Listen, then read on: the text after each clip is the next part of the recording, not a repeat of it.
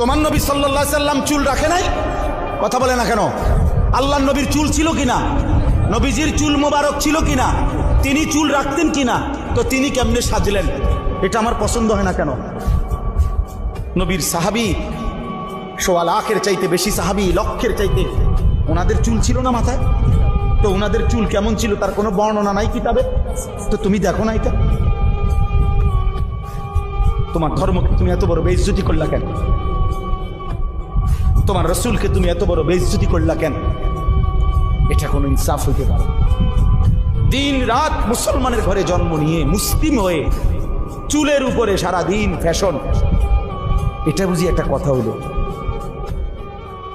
আমার ভাই বল, এটা বুঝি একটা কথা হইল?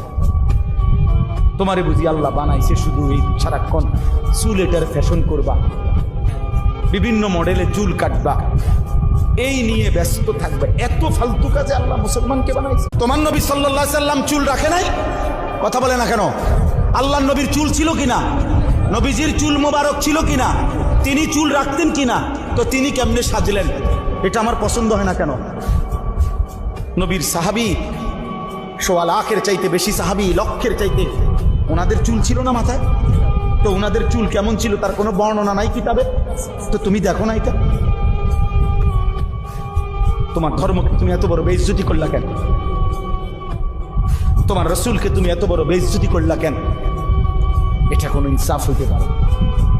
দিন রাত মুসলমানের ঘরে জন্ম নিয়ে মুসলিম হয়ে চুলের উপরে সারা দিন ফ্যাশন, এটা বুঝি একটা কথা হইল? আমার ভাই বল, এটা বুঝি একটা কথা হইল? তোমারে বুঝি আল্লাহ বানাইছে শুধু এই সারাক্ষণ চুল এটার ফ্যাশন করবা, বিভিন্ন মডেলে চুল কাটবা, এই নিয়ে ব্যস্ত থাকবে? এত ফালতু কাজে আল্লাহ মুসলমানকে বানাইছে?